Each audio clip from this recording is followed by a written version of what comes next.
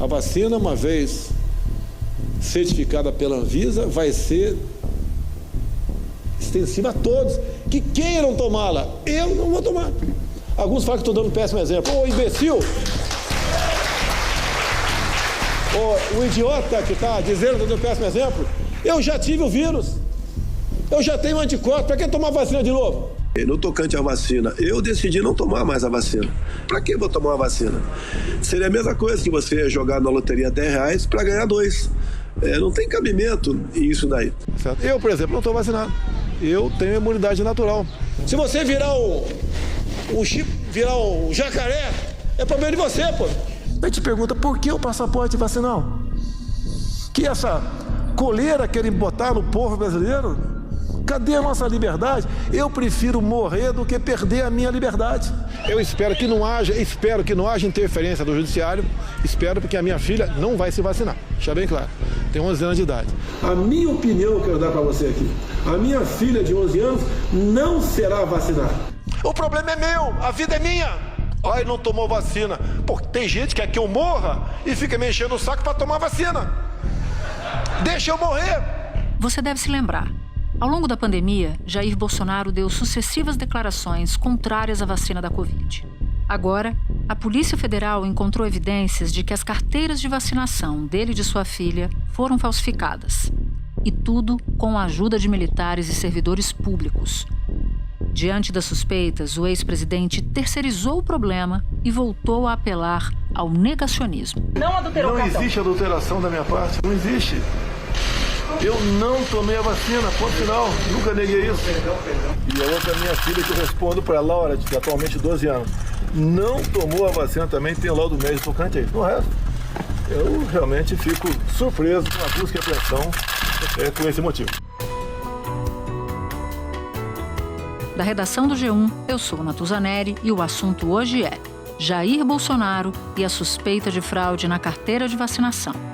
Quais são os indícios levantados pela Polícia Federal, como funcionava o suposto esquema de falsificação e como este caso pode complicar ainda mais a situação jurídica do ex-presidente.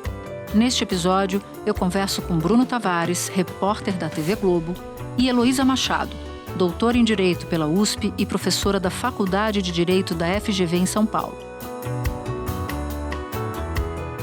Quinta-feira, 4 de maio.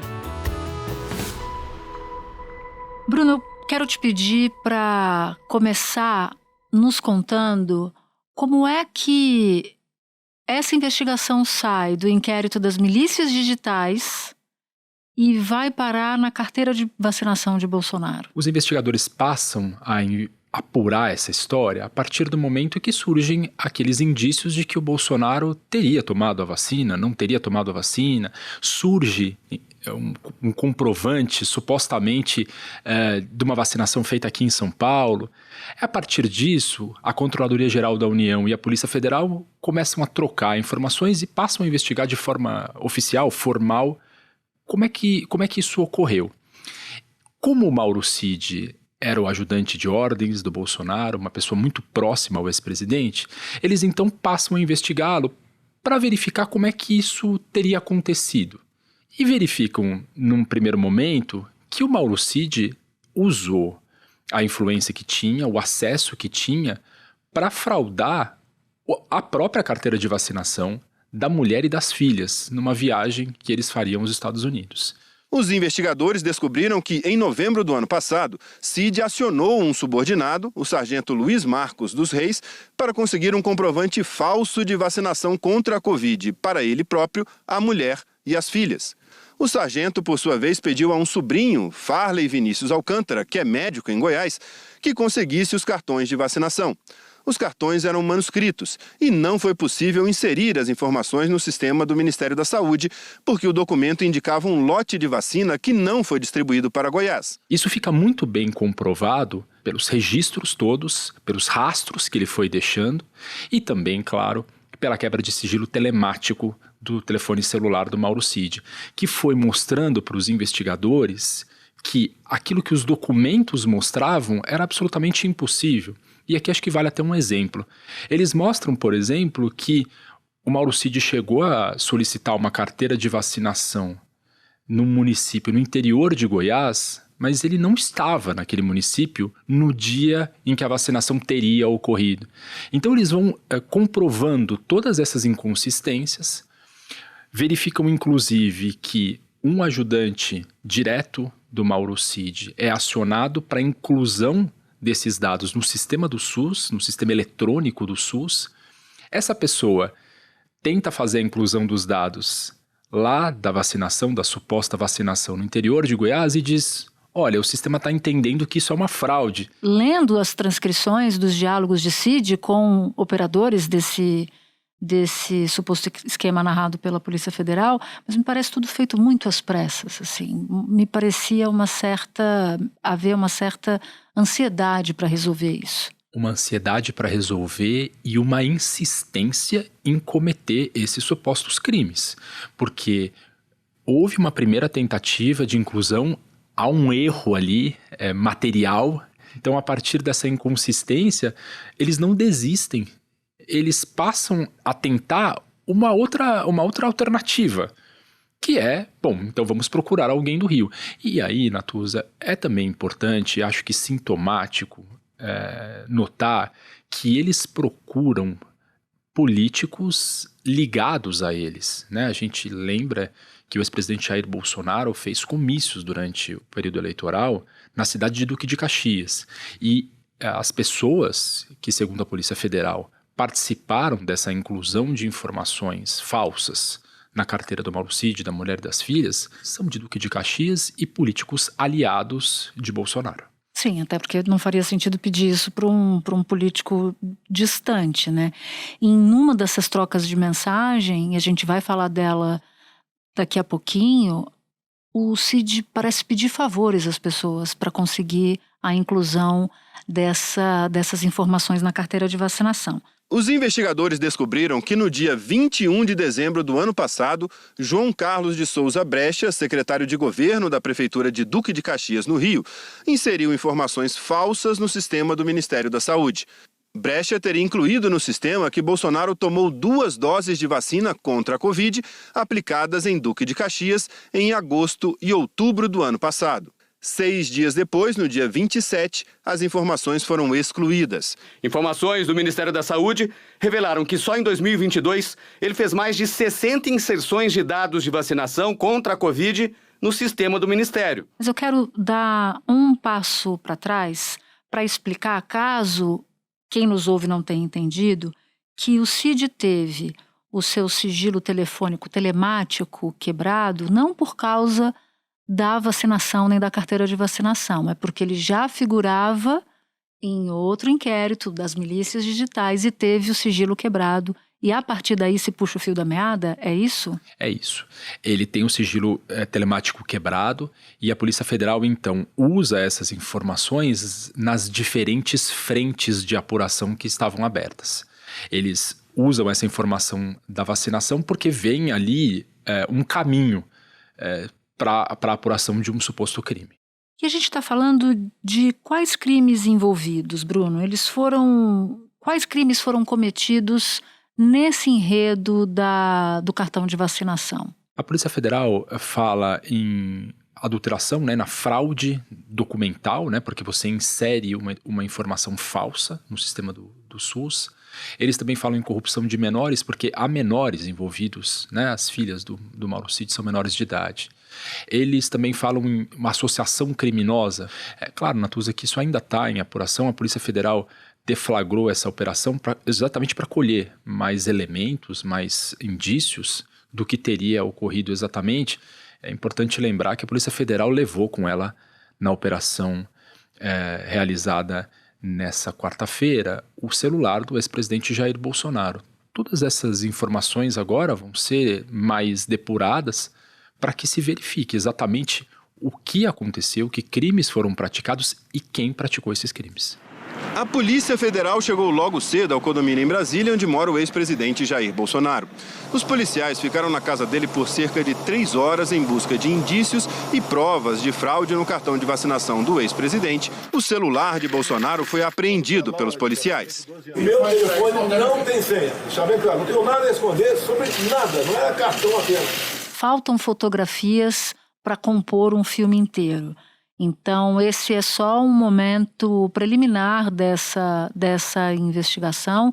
As buscas e apreensões podem ajudar a completar essas fotografias que faltam para a gente entender o porquê da adulteração, o porquê da fraude, por que se preferiu, se de fato isso for confirmado tal qual a Polícia Federal indica, por que se preferiu fraudar, cometer crimes no lugar de se vacinar. O ministro Alexandre de Moraes, na decisão, tem algumas hipóteses para isso. Uma delas é de que fazia parte de uma disputa política, né? De manter o presidente, ou então o presidente da República, com seu discurso para se beneficiar politicamente desse discurso. É isso que está escrito lá na decisão, não é? O que o ministro Alexandre de Moraes trata é de... O que ele vai demonstrando ali na decisão dele, e nesse ponto, Natuza, também é importante destacar, né? O ministro, ele, de certa forma, concorda com a análise da Polícia Federal. A gente lembra que a Procuradoria-Geral da República é contra as medidas em relação ao Bolsonaro. Diz que elas são insuficientes ainda, muito preliminares, e que não havia, naquele momento em que foi analisado, indícios concretos da participação do ex-presidente Jair Bolsonaro e da ex-primeira-dama Michele Bolsonaro. Você tem duas visões contraditórias. A investigação da PF, que aponta um envolvimento de Bolsonaro de maneira ali clara na percepção do relatório, pelo menos, e a versão da Procuradoria-Geral da República, comandada por Augusto Aras, alguém que já não pediu diversas investigações contra Bolsonaro na história recente, na própria pandemia foi assim, dizendo: não há elementos que vinculem Bolsonaro nessa história. E o ministro Alexandre de Moraes, que acabou ficando com a posição, pelo menos parte dela, porque ele não acata todos os pedidos da Polícia Federal, é isso. Lendo a decisão, o que a gente percebe claramente é que o que o ministro tenta demonstrar é que aquilo que o Mauro Cid fez para a própria família dele se aplicou ao Bolsonaro. Os personagens são os mesmos, o enredo é o mesmo. Então, o que ele vai demonstrando na decisão é que fica claro que o suposto esquema criado por Mauro Cid também beneficiou o ex-presidente Jair Bolsonaro em alguma medida. O ministro afirma que, no atual estágio da investigação criminal, não se demonstra crível a afirmação da Procuradoria-Geral da República de que Mauro César Barbosa Cid teria arquitetado e capitaneado toda a ação criminosa à revelia, sem o conhecimento e sem a anuência do ex-presidente da República, Jair Bolsonaro. Também reconhece que era impossível que o Bolsonaro não soubesse da adulteração, porque, veja só, né, Natuza, o ex-presidente repetia a todo momento que não tinha tomado a vacina. Então o ministro vai pontuando que há indícios, ele usa inclusive alguns adjetivos nesse momento, diz que são evidências robustas do envolvimento do ex-presidente Jair Bolsonaro em alguma medida. O que o ex-ministro tenta demonstrar é que o presidente Bolsonaro sabia do que tinha acontecido. A gente está falando então de 16 pessoas que foram alvo da PF na quarta-feira, na operação de quarta-feira.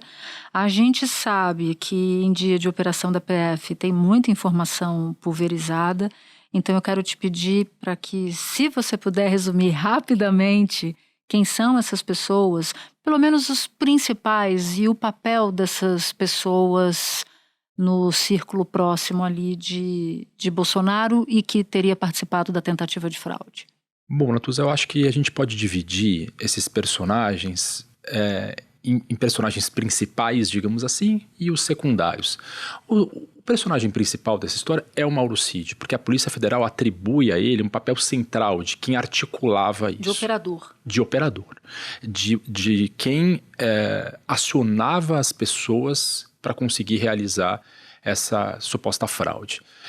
Num escalão mais abaixo, o que a gente tem são assessores próximos do Cid. A gente lembra, né, Natuza? O Cid era da ajudância de ordens. E ele tinha ali outros militares próximos a ele, de patente inferior, que eram subordinados a ele.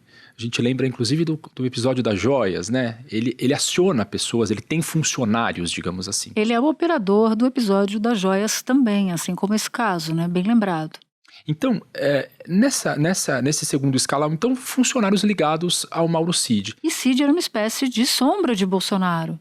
Aliás, ele tinha, por diversas vezes, ele privava mais do que os próprios filhos da companhia de Bolsonaro. Ele estava o tempo inteiro com Bolsonaro, ficava no Alvorada até de madrugada, às vezes dormia no Palácio do Alvorada. A Polícia Federal, Natuza, atribui ao Cid, inclusive, o acesso ao Conect SUS, aquele aplicativo que a gente consulta nosso certificado de vacina. Ele diz que quem acessava, quem tinha senha, era o Mauro Cid. E também nesse ponto é interessante notar, a investigação conseguiu verificar que o ID, né, aquele registro do equipamento em que a gente faz os acessos na internet, era um ID atribuído ao Mauro Cid. A PF primeiro descobriu que, no final do ano passado, foram inseridos no sistema da Rede Nacional de Dados em Saúde o registro de que o ex-presidente da República, Jair Messias Bolsonaro, teria recebido uma dose da vacina contra a Covid da fabricante Pfizer, na data de 13/8/2022. O documento também informa que foi registrado no sistema que o ex-presidente da República, Jair Bolsonaro, teria recebido a segunda dose da vacina contra a Covid da fabricante Pfizer na data de 14 de outubro de 2022, no município de Duque de Caxias. A PF também obteve registros de que a filha de Bolsonaro teria sido vacinada em Caxias, a segunda dose no mesmo dia em que o pai, Jair Bolsonaro. E assim como o registro dele, foi excluído dias depois. Outro dado que a Polícia Federal considerou relevante: o usuário associado ao ex-presidente Jair Bolsonaro emitiu o certificado de vacinação contra a Covid por meio do aplicativo Conect SUS.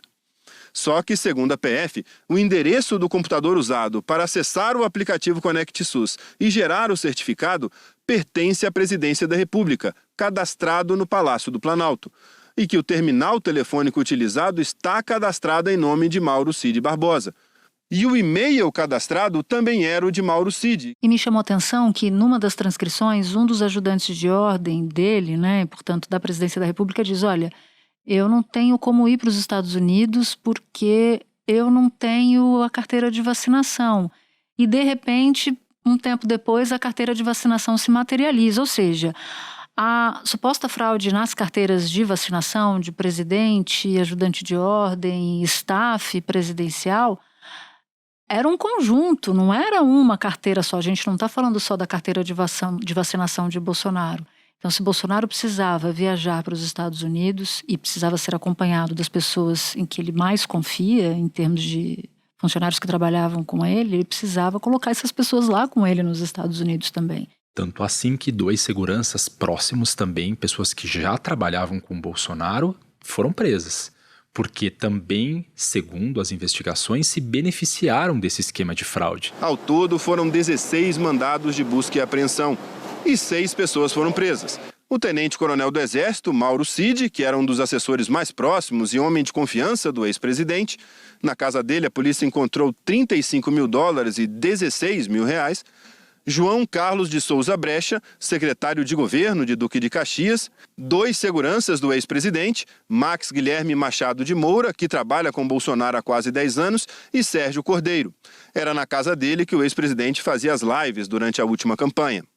Ailton Gonçalves Moraes Barros, candidato a deputado estadual pelo PL do Rio de Janeiro no ano passado, e Luiz Marcos dos Reis, sargento do Exército, ex-integrante da equipe de Mauro Cid. É exatamente como você está dizendo. O que fica claro é que pessoas do entorno muito próximo do ex-presidente se beneficiaram desse esquema que, segundo a Polícia Federal, foi arquitetado, foi criado, foi operado pelo Mauro Cid. E quais são as suspeitas que recaem sobre ele? O que a PF já tem de evidência sobre o envolvimento dele nesse caso? Eu acho que as principais evidências em relação ao Mauro Cid vieram dessa quebra de sigilo telemático. A partir dessas informações, eles puderam verificar toda essa teia que foi se formando. E uma outra coisa importante também, Natuza, vários rastros foram sendo deixados nesse caminho. Então, cada vez que o Mauro Cid acionava essas pessoas, trocava mensagens com ela, tudo isso ficou registrado. E, num segundo momento, as informações do próprio SUS, né?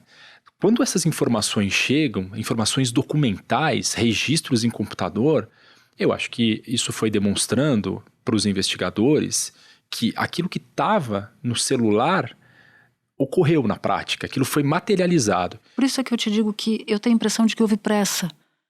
Porque só quem tem pressa deixa tanto rastro assim, deixa tanta ponta solta. Ou certeza de impunidade também, porque você pode, na certeza de impunidade, ser descuidado, né?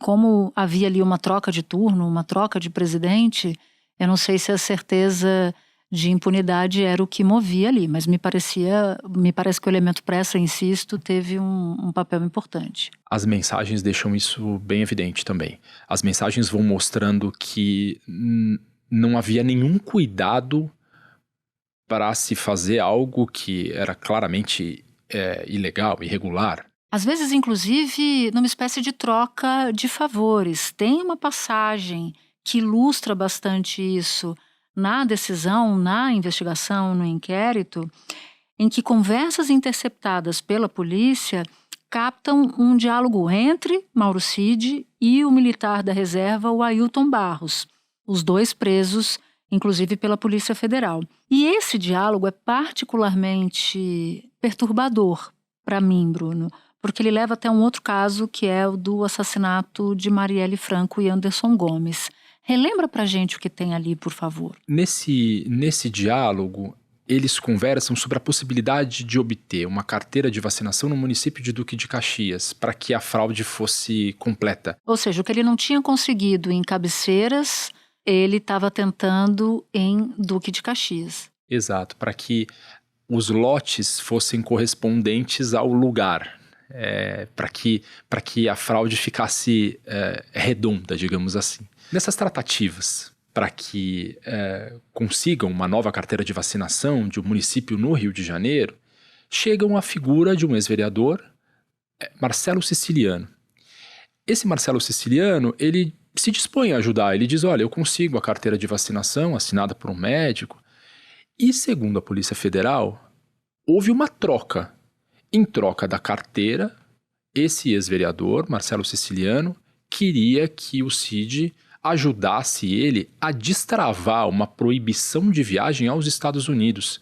Marcelo Siciliano estava impedido de viajar aos Estados Unidos, tentou tirar um passaporte, tentou tirar um visto, melhor dizendo, mas ele foi impedido porque era citado na investigação sobre o assassinato da vereadora Marielle Franco. Siciliano queria um encontro com um representante diplomático americano para resolver um problema com o visto de entrada dele nos Estados Unidos. E mesmo que não haja provas de envolvimento de A, B ou C com um crime nos moldes do que foi o assassinato de Marielle e Anderson, se eu sou ajudante de ordens de um presidente da República e sei que tem alguém que figura numa investigação e que pede um favor em troca, a primeira coisa que você faz é sair daquilo imediatamente.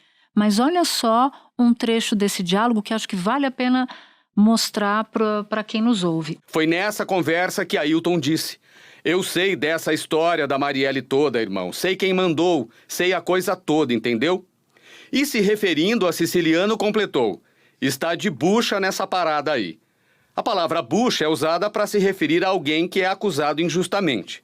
Siciliano chegou a ser investigado na época, mas depois a polícia descartou a participação dele. Então esse diálogo é um diálogo absolutamente impróprio para um ajudante de ordens de um presidente da República, sem aqui antecipar responsabilidades ou não de quem quer que seja. Pela leitura desse material, Mauro Cid estava trocando uma carteira falsa por uma interferência junto ao governo dos Estados Unidos para obter um visto para uma pessoa investigada. Como você disse, claro, não cabe a gente aqui antecipar responsabilidades, mas era a situação de momento. Naquele momento, essa pessoa era uma pessoa investigada e o ajudante de ordem estava precisando de uma carteira que ele não tinha obtido de forma regular, ele não tinha feito a vacinação. Um diálogo chega a ser impressionante. E agora, Bruno, quais são os próximos passos? Quando o ex-presidente Bolsonaro deve ser ouvido, ou pelo menos qual é a expectativa da Polícia Federal para ouvir o ex-presidente da República? O ex-presidente seria ouvido no próprio dia da operação, na quarta-feira, mas ele não compareceu à Polícia Federal, alegando que não teve acesso ainda aos autos. Esses autos agora foram disponibilizados a todos os advogados dos envolvidos, e a partir de agora o que a Polícia Federal faz, isso é praxe, a Polícia Federal vai chamando um a um essas pessoas, priorizando, claro, quem está preso, vai chamando essas pessoas e essas pessoas vão falando ou não, na medida do que elas quiserem. Esse é o próximo passo, ouvir as pessoas envolvidas. O ministro Alexandre de Moraes determinou que elas sejam ouvidas e também, importante, Natuza, determinou que as carteiras de vacinação das pessoas que supostamente foram beneficiadas pelo esquema sejam imediatamente canceladas. Na etapa seguinte, o que o delegado costuma fazer é, a partir de todos esses elementos recolhidos, ele faz um relatório final. Ele diz ali, bom, o que foi apurado? Ele finaliza a investigação, o inquérito policial, ou ele continua? São essas as possibilidades. Quando a investigação for encerrada, e pelo que eu andei conversando, isso não deve demorar muito, eles avaliam que as informações principais já estão ali. O que vai se fazer agora é incluir esses depoimentos de quem aceitar prestar esclarecimentos e também informações de perícia nesses telefones, nesses documentos recolhidos. Então, deve fazer um relatório final. A Polícia Federal pode ou não indiciar essas pessoas e esse relatório, então, é remetido para a Justiça. O Ministério Público vai ser chamado a se pronunciar. E aí a gente sabe, Natuza, o Ministério Público pode oferecer denúncia, pedir o arquivamento dessa investigação ou mais diligências. Bruno, te agradeço demais. A gente está conversando aqui cara a cara, frente a frente, depois de um dia exaustivo de trabalho. Então, eu agradeço, bom descanso. E a gente vai contar com você de novo para esclarecer vários dos pontos dessa investigação. É um prazer para mim, fiquei super feliz de estar aqui com você frente a frente e agradeço mais uma vez a chance de participar do assunto. Espera um pouquinho que eu já volto para falar com a Heloísa. Bolsonaro é alvo de investigações no Tribunal Superior Eleitoral, no Supremo Tribunal Federal e na primeira instância. Como esse novo caso das fraudes em cartões de vacinação pode complicar ainda mais a situação jurídica do ex-presidente? De fato, a gente tem uma série de inquéritos que investigam práticas criminosas distintas, que vão desde peculato, fraude a documentos públicos, passam por crimes contra a humanidade, genocídio, que tem como alvo a conduta do ex-presidente Jair Bolsonaro. O que a gente percebe a cada depoimento, a cada testemunho, é que a situação do ex-presidente Jair Bolsonaro se complica. O último depoimento dado à Polícia Federal, ele afirmou que estava sob efeito de substâncias controladas, que o impediram de adotar medidas conscientes na postagem de qualquer coisa relativo aos atos antidemocráticos de 8 de janeiro. Os advogados de Bolsonaro disseram que, na época, ele estava internado em um hospital nos Estados Unidos por problemas no intestino e que a postagem foi acidental. O ex-presidente queria salvar a publicação, mas acabou a compartilhando sem querer e fez isso sob efeito de remédios. Foi submetido a tratamento com morfina. Essa postagem foi feita de forma equivocada, tanto que pouco tempo depois, 2 ou 3 horas depois, ele foi advertido e imediatamente retirou essa postagem. Hoje nós já tivemos essa contradição em relação ao documento de vacinação e o que de fato aparece no registro do SUS. O andar das investigações tem complicado a posição do ex-presidente Jair Bolsonaro. Mas, independentemente do futuro dessas investigações, já é notável a variedade de crimes que estão sob alvo de investigações relativas aí a condutas do ex-presidente. Bom, de memória aqui tem milícia digital, os atentados golpistas de 8 de janeiro, o caso das joias, apologia ao estupro, que é aquele caso da deputada Maria do Rosário, crimes da pandemia, vazamento de inquérito, interferência na Polícia Federal e ataques a urnas eletrônicas. Só para a gente deixar o nosso ouvinte a par de todas essas investigações em que Bolsonaro é alvo. Agora, se a Justiça entender que houve falsificação de documento público ou falsidade ideológica, o ex-presidente Jair Bolsonaro pode ser preso por causa disso? Olha, o sistema judicial brasileiro, ele permite a possibilidade de prisão após a sentença penal condenatória transitada em julgado. Então, só de fato ao fim de qualquer recurso. E depende do tipo de crime, do tipo de pena que pode ser aplicada no caso, para saber se de fato, né, a prisão, ou seja, o recolhimento a um presídio, um regime fechado, se aplica nesse caso. Peculato e, no caso, disseminação da pandemia, que são crimes mais graves, podem sim ter como resultado, ao final do processo, uma condenação a uma pena de prisão, né, de um regime fechado, a depender ali das circunstâncias. Diferentemente, por exemplo, de uma falsificação de documentos. Mas há um tipo outro de prisão, que são as prisões cautelares, antes que se termine um processo, e que tem por objetivo resguardar a aplicação da lei penal. Então, impedir que testemunhas sejam ameaçadas, impedir que provas sejam destruídas. E nesse caso, não há muita relação entre a gravidade do crime e essa providência cautelar.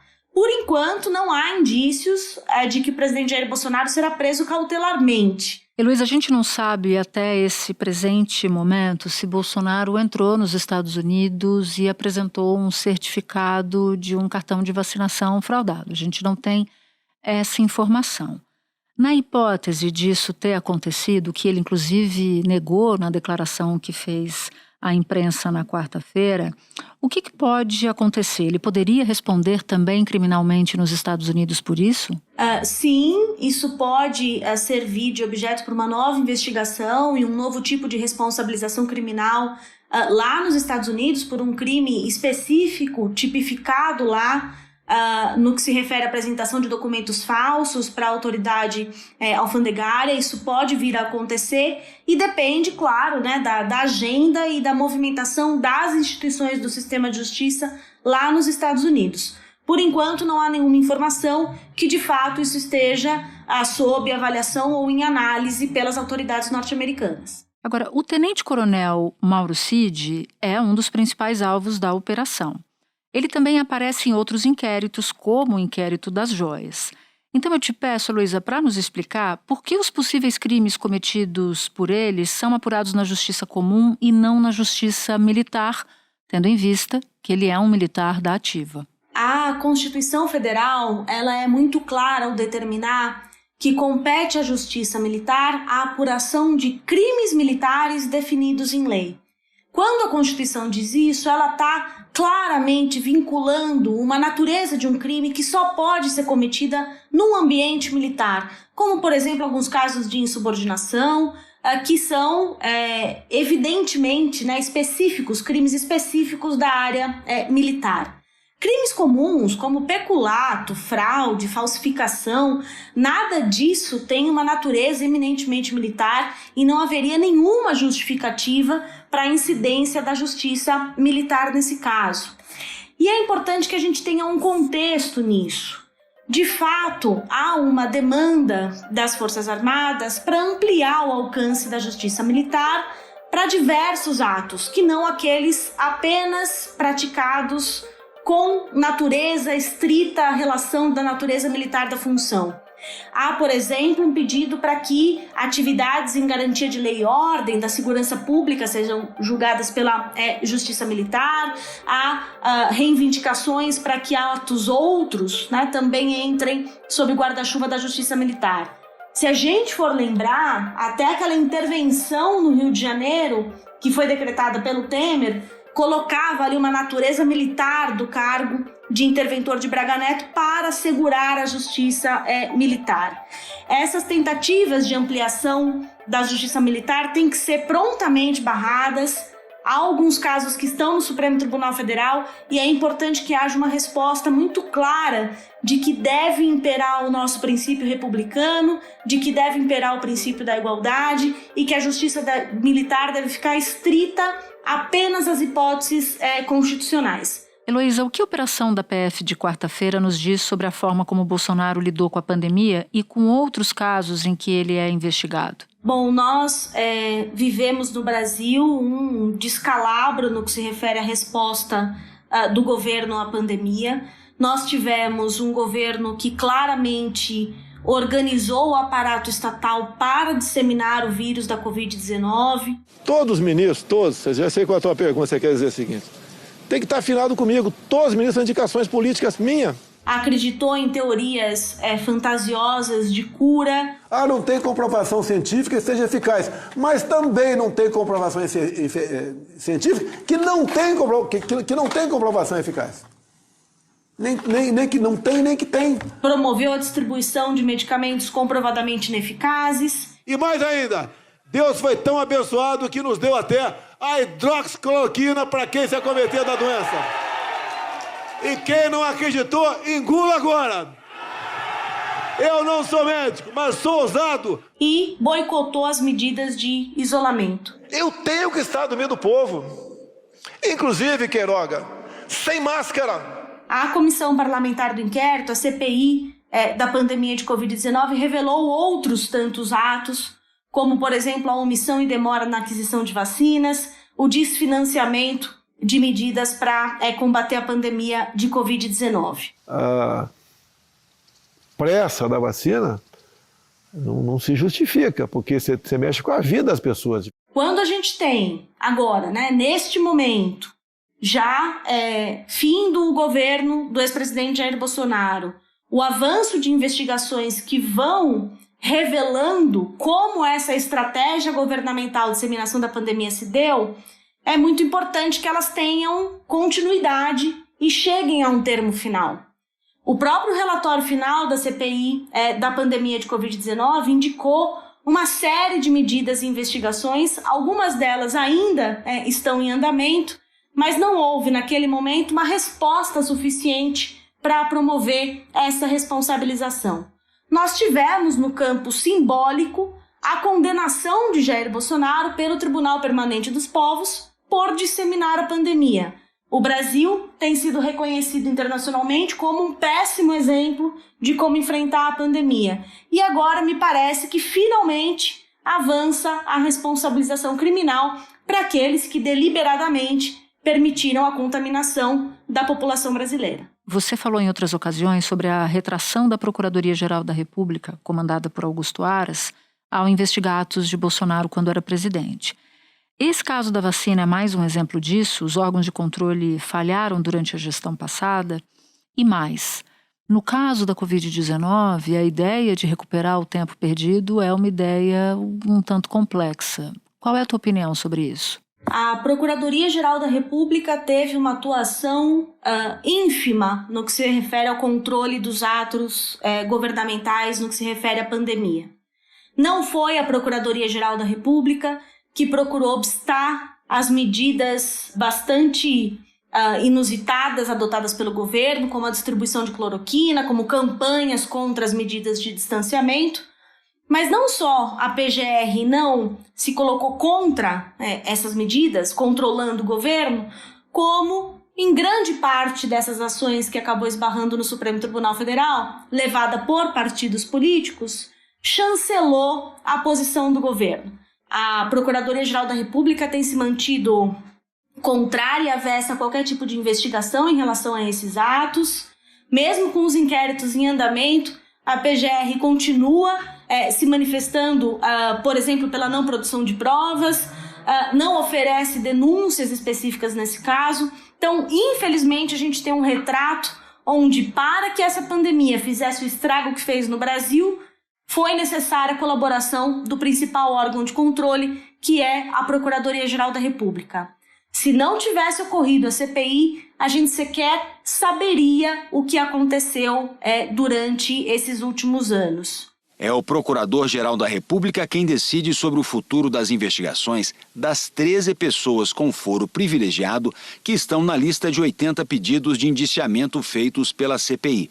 O presidente Jair Bolsonaro, os ministros Marcelo Queiroga, Onyx Lorenzoni, Braga Neto e Wagner Rosário, o senador Flávio Bolsonaro, o líder do governo na Câmara, Ricardo Barros, e outros 5 deputados, Eduardo Bolsonaro, Bia Kicis, Osmar Terra, Carla Zambelli e Carlos Jordi, além do governador do Amazonas, Wilson Lima. O relator pediu o indiciamento do presidente Jair Bolsonaro por 9 crimes: crime de epidemia com resultado de morte, infração a medidas sanitárias preventivas, emprego irregular de verba pública, incitação ao crime, falsificação de documentos particulares, charlatanismo, prevaricação, crime contra a humanidade e crime de responsabilidade. Uma nova direção da Procuradoria-Geral da República pode trazer luz a essas escolhas que foram feitas por esse órgão de controle e também fazer avançar com mais clareza sobre as razões para se perseguir um determinado crime e não outro daqui para frente. Sim, ainda é possível responsabilizar. Heloísa, muito obrigada pela participação aqui no assunto. Bom trabalho para você. Foi um prazer, um abraço. Antes de terminar, se você quer saber mais sobre quem é o Coronel Cid, fica aqui uma sugestão. Ouvir o episódio do assunto do dia 10 de março com o título Coronel Cid, o faz tudo de Bolsonaro. É só procurar na sua plataforma de áudio ou na matéria deste episódio no G1. Alguns dos áudios que você ouviu neste episódio são do SBT e da Jovem Pan. Este foi o assunto, podcast diário disponível no G1, no Globoplay ou na sua plataforma de áudio preferida. Vale a pena seguir o podcast na Amazon ou no Spotify, assinar no Apple Podcasts, se inscrever no Google Podcasts ou no Castbox e favoritar na Deezer. Assim você recebe uma notificação sempre que tiver um novo episódio. Comigo na equipe do assunto estão Mônica Mariotti, Amanda Polato, Thiago Aguiar, Luiz Felipe Silva, Thiago Kazuroski, Gabriel de Campos, Nayara Fernandes e Guilherme Romero. Eu sou Natuzaneri e fico por aqui. Até o próximo assunto.